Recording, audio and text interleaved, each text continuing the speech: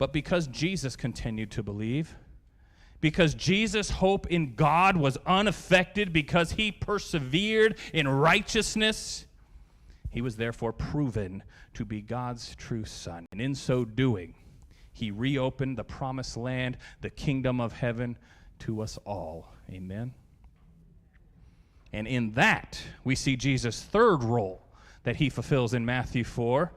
This is our third point, and that is he is our perfect example. The Hebrews showed us what it meant to doubt and fall away from God. Jesus shows us what it means to endure in the faith.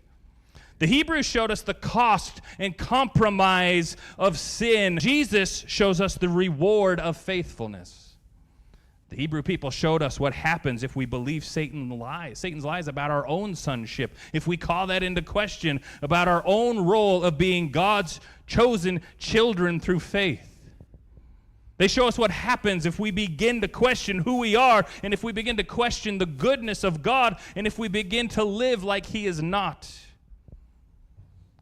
But Jesus, in contrast, shows us that if we know our identity, and if we trust God, and if we trust his word, even in the desert, that we will then see his faithfulness and goodness proven to us in the end. And that it was never at risk ever in the first place. All of those promises, all of those things, all of those righteous attributes were never really in doubt, even though Satan tried to cause us. Jesus Christ is our perfect example. He's the perfect man. And so he's the perfect man to model your life after. And like the perfect man, you and I are going to be tempted with sin too.